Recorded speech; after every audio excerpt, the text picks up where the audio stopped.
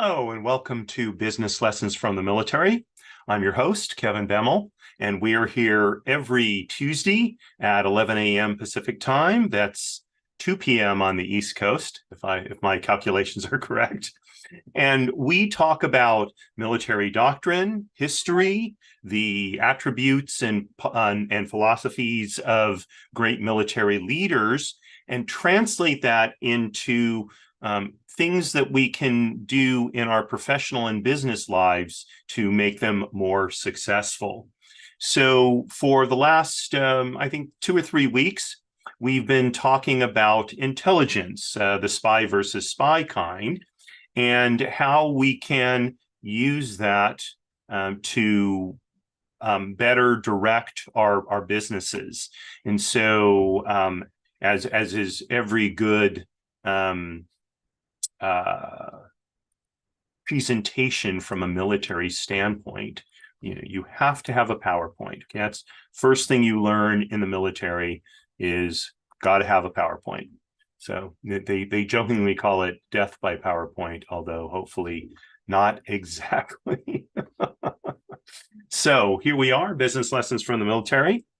And it doesn't want to advance that way. So everything we do on the Way to Wow shows relates to the 3 pillars of attainment. And we deal primarily in the finances realm of the pursuits pillar. However, in anything in business these days, we're going to be dealing with relationships, friends and colleagues primarily, but oftentimes family members as well. And many business issues resonate on an identity level.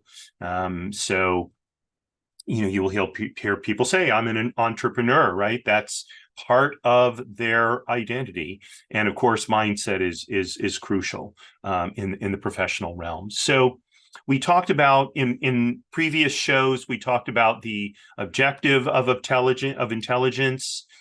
We defined it, and we talked about the challenge of intelligence, which is that intelligence on a competitor will never be as concrete as knowledge that the competitor has about himself or the knowledge that we have about our own business. And so there's an inherent unevenness, if you will, or discrepancy between the two. So if you want to hear or view those shows, please go to our YouTube channel, youtube.com/@the-way-to-wow, and you can view not only those past shows, but I think we're getting close to 200 shows from the various seasons that we have produced. So today we're going to talk about dealing with the challenge of intelligence. And it really breaks down into four aspects. Okay. And they kind of build on each other. Okay. So oftentimes we think of intelligence, like I said, I jokingly make the spy versus spy reference, as the gathering of information, right? And that's the sole function of intelligence, but that's not really correct. In fact, the easiest part of the intelligence process can be the gathering of information. Oftentimes, it's gathered from, on a military level, it's gathered from what are called open sources, which means reading news, the enemy's newspapers, or probably not newspapers today, of course, but reading websites and social media posts, etc., of the enemy. So for people in the military, for example, they are trained, do not post on your social media things like when your ship is leaving port or what port the ship is going to be calling on in next, right? Because there's no benefit to the ship and to the Navy and therefore to the military in America for America's adversaries to have that information. Now, it's a little bit different in the business world because we need to market ourselves, advertise ourselves in order to obtain customers and clients, right? So we're putting out information, and it's available for any of our competitors to get a hold of. However, we certainly are not, posting on social media what our future plans may be, or some proprietary formula, or information about a new technology that we've developed so that other people can copy it, right? So while there are open sources we have access to in the business world, there are just like in the military, many things that we keep private or secret, however you want to describe that could be deleterious, if not devastating to our businesses. Okay.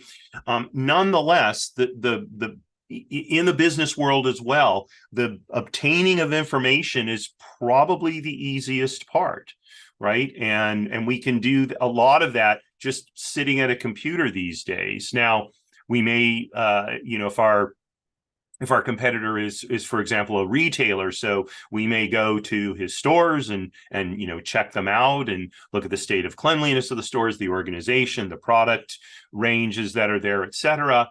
Okay, so we might necessarily always get our information from sitting at a computer. On the flip side, for publicly traded companies, because they are required by the SEC to periodically make disclosures about their business so that all shareholders and potential shareholders have equal access to information. So again, that's a tremendous information resource. You can go to what's called Edgar. It's basically the website for the SEC where these various reports, 10Ks, 8Ks, et cetera, are posted. You can get a lot of information about companies, publicly traded companies, okay, by going to those sites. And indeed, one of the reasons why sometimes companies don't go public is because they don't want to have to make those kinds of periodic public disclosures. Okay, but again, the easiest part of the intelligence process is obtaining the information. But once you have the information, what does it mean? Okay, and so the first big challenge then, well, the next big challenge, I should say, comes with properly interpreting all this information that you have. So there's a famous intelligence situation connected with the Battle of Midway in World War II, where the United States Navy intercepted some communications by the Imperial Japanese Navy that led them to think that that there was an attack being planned on Midway, or to take Midway, right? And the problem was they couldn't be sure. So what they did was they planted some false information about Midway having trouble with fresh water, I believe it was. And they then continued to monitor the Imperial Japanese's communications to see if this issue popped up in communications that they had in the same realm as the communications they had previously intercepted, knowing that if it did, then indeed they were correct in interpreting that there was an attack that was being planned on Midway. And sure enough, it did show up, right? And so while the Japanese thought that they were mounting a surprise attack on Midway, they were not. The Americans knew that the attack was coming, and that was a large part as to why the U.S. Navy won the Battle of Midway, right? So, again, the challenge was we have all this data coming in, all this information coming in, but what does it really mean? Okay, it's very foggy. We're not necessarily looking at it and analyzing it the same way that our competitor is. Okay, so how do we put the information together in a way that we can be, reasonably sure, or as sure as possible, that the intelligence assessment we're making of our competitor actually aligns with what our competitor is planning to do? So, this is why it's important to obtain information from multiple sources if possible. Okay. And it may be necessary to sort of, test things out in some way to see if the conclusions that you've drawn are in fact, do in fact appear to be valid. Okay. So, in trying to deal with this challenge of the inherent uncertainty that comes with dealing with intelligence, we want to be able to, as well as possible, properly interpret the information we get, and then hopefully test it out somehow. Okay, so that's sort of dealing with it in step number one. Step number two, assuming we're reasonably confident that we've interpreted the information we have well, okay, we're still going to be uncertain about our competitors' intentions.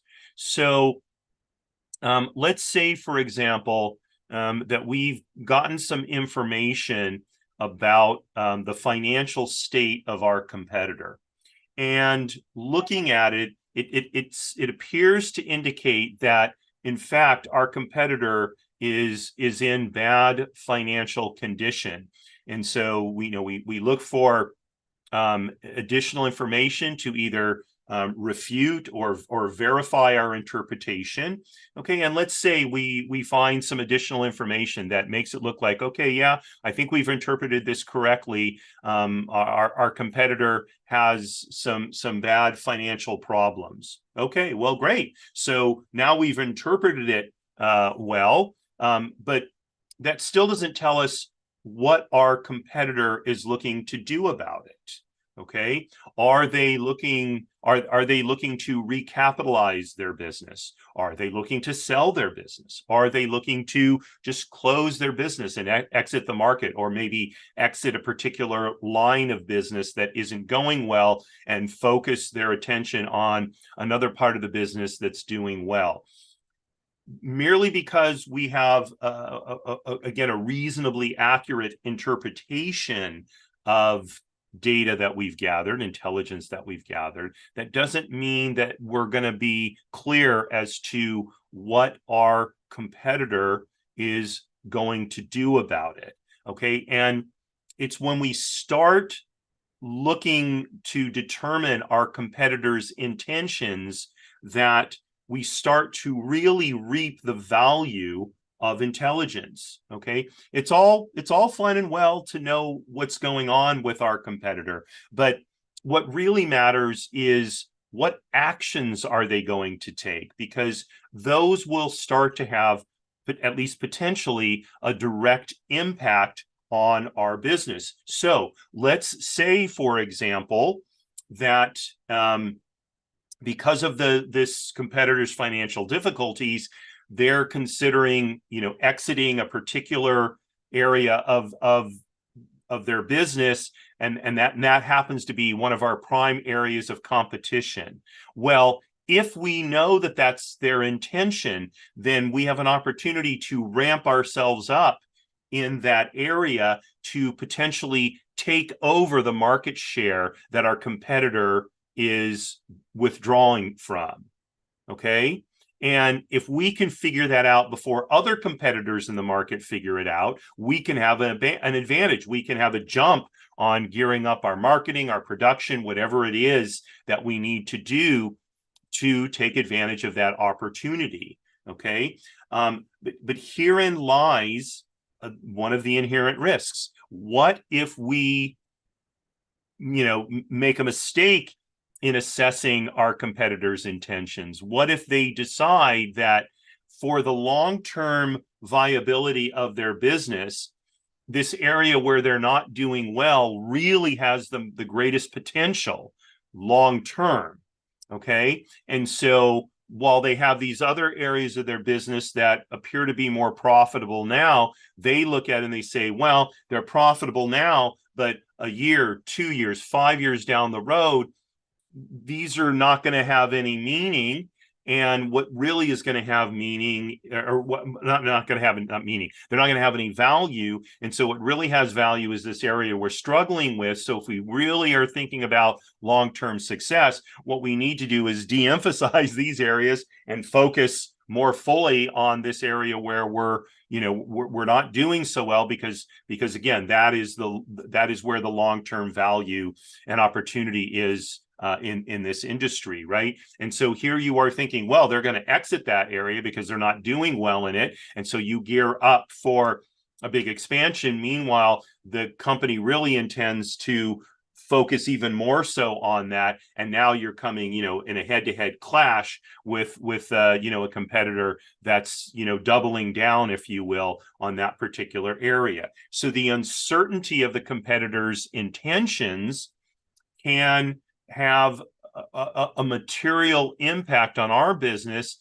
depending on how on what we assess the competitor's intentions to be, and how we respond to our assessment of the competitor's intentions, right? So again, just like we want to look for confirming data, confirming information when we're interpreting the situation of a competitor, we also want to look for confirming information as to what our competitors' intentions may be. Okay, and it's it's easy to get fooled, because you probably have heard of something called confirmation bias. So the decision that we might make if we were in our competitor's place, we naturally assume, okay, well, so this is what we would do, so this is what the competitor would do, except for not necessarily, right? Different people respond to different challenges in a different way. So what we want to look at is perhaps some additional information based on how our competitors have responded to challenges in the past. Okay, so maybe the competitor has had financial troubles in the past, right? So what did they do then? Did they double down on the area where they're having trouble and sort of push through it, or did they withdraw? Knowing that past behavior isn't necessarily indicative of future behavior, okay? But people tend to respond in similar ways, and so it's more likely than not that they'll respond the same way this time than they did last time. Again, we might look at if they faced challenges 5 times in the past, has their response been consistent in how they've dealt with that particular challenge? If it has, then perhaps we're more certain that they're going to respond the same way. On the other hand, right, having tried maybe 5 times to respond to various challenges and still finding themselves in trouble, maybe this is the time when they're going to break the mold and go in a different direction, right? So those are the kinds of things that we need to consider when we deal with the uncertainty of our competitors' intentions. Okay, next.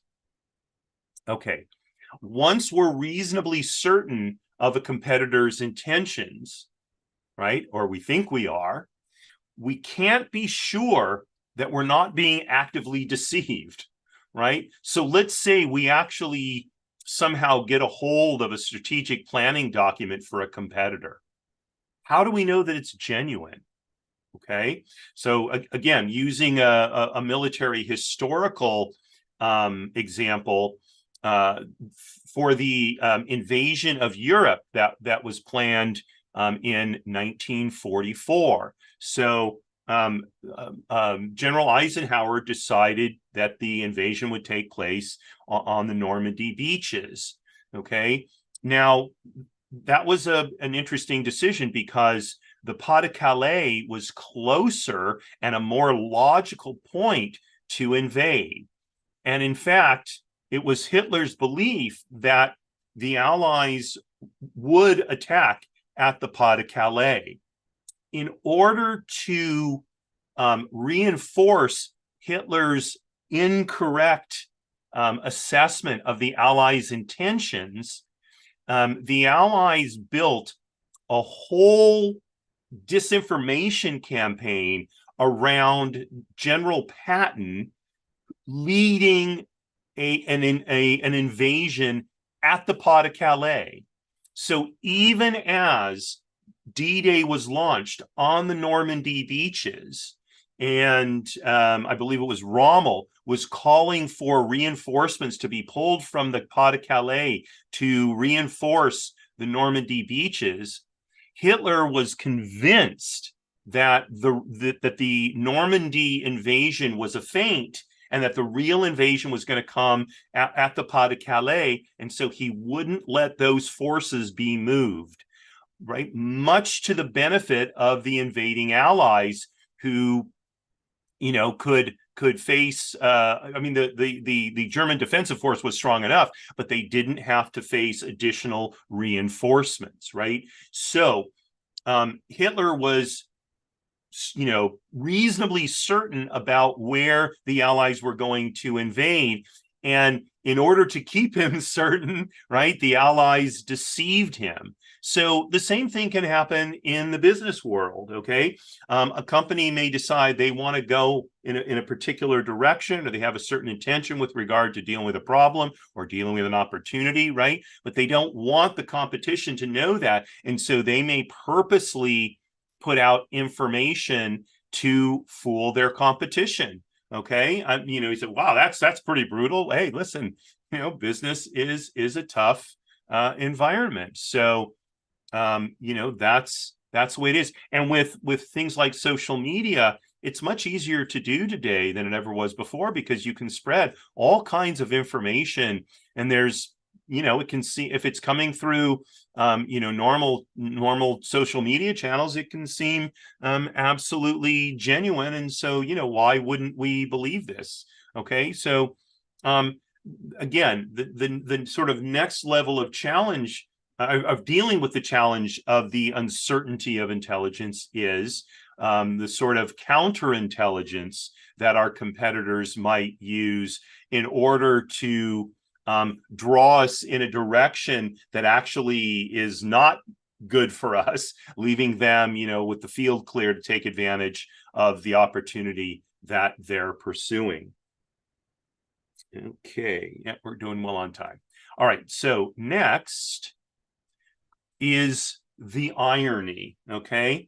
So this doesn't necessarily build on the previous three, but it's a frustration in dealing with the challenge of intelligence. So it may be we've gathered great information, we have analyzed it well, we have accurately assessed our competitors' intention. And because we've done such a good job with intelligence, but we've done such a good job with intelligence, and then the competitor finds out that we're aware of their plans, and so they cancel them, right? And it doesn't, and it looks like, oh my gosh, we've completely misassessed what's going on here. How could that possibly be? And yet the irony is we absolutely accurately assessed what the competition was doing. In fact, we did it so well that they realized that what they were planning on doing wasn't going to work out, and so they canceled their plans and decided to go in a different direction. So, and we won't necessarily know that, right? It'll look to us like a complete intelligence failure, okay? And yet, it may be that indeed our intelligence operation was so good that we forced the competition into essentially, from a business perspective anyway, retreating, right? And of course, in a military standpoint, I mean, it's hard to know where something like that is, because we may have been anticipating that a particular battle was going to take place in a particular location, and it doesn't. Does that mean that we were wrong in assessing where the enemy was going to attack? No, it's just, it could be like the case with the, Hitler thinking the Allies were going to attack at the Pas de Calais. However, it could have been that the competitor found out, oh gosh, they know what we're up to, and so we're going to cancel this operation because it's not going to work, right? So sometimes we can do an absolutely great job with intelligence so well that in essence negates itself, and so we're sort of back to square zero. Okay, and it can be hard to know that that's indeed what happened. And so intelligence, this challenge of intelligence, I'm going to go back to that slide. Okay, intelligence on a competitor is not as concrete as knowledge. That challenge is ever present. Okay, there is no way to escape it. Even if we, like I said a few minutes ago, even if we get a hold of a strategic document that our competitor has drawn up, okay, still we have no idea if indeed it's genuine, or if this is something they meant us to find, so that we would be misled. Okay, so we're dealing in a consistently foggy environment. Okay, and the problem is, we can think all the fog has cleared, but we can't be certain that the fog is cleared, because the competition wants us to think that the fog is cleared in order to mislead us even worse than we might have otherwise misled ourselves. So we deal in this uncertain environment anytime we're stepping into the intelligence realm. It's just part of the nature of the game. Okay, and for I think for some people, maybe for many people, it's part of the fun, right? Trying to figure out, what is the competition going to do? If we make this move, what is the competition going to move, right? It's kind of like a chess game. So and sometimes we're gonna, as the English say, come a cropper. We're gonna completely mess up what we thought we knew, and all of that.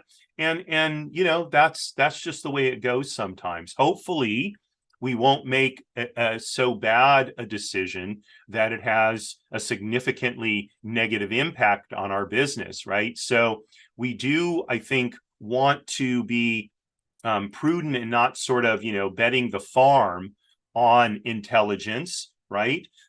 We probably want to hedge our bets as much as we can, so that if it turns out we've been deceived, or if it turns out, we've been deceived, or just our intelligence was so good that the competitor changed their mind, or it turns out we were not nearly as spot on about assessing our competitors' intentions as we thought we were, or if we just, flat out misinterpreted the information that we have, right? All of those are possibilities in going through the intelligence process, and we have to keep those in mind, and yet in the end make our best decision about how we're going to go forward in light of what we know about the competition.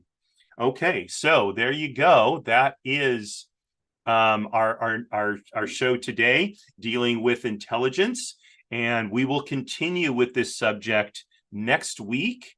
So I think we've got another 2 shows on it to sort of wrap this up. So thank you very much for joining me. If you have any questions, comments, criticisms, please feel free to drop a comment in any of our social media outlets. They're all linked. They'll all be linked in the show notes once the episode posts. You can always send me an email as well. My email address is in there too. Happy to hear from you. And tomorrow at 12:30 p.m. is my show, People Making Money. My guest is Deshama Gordon, author, filmmaker, teacher, yoga instructor, and she's going to talk about how to live a centered, valuable life.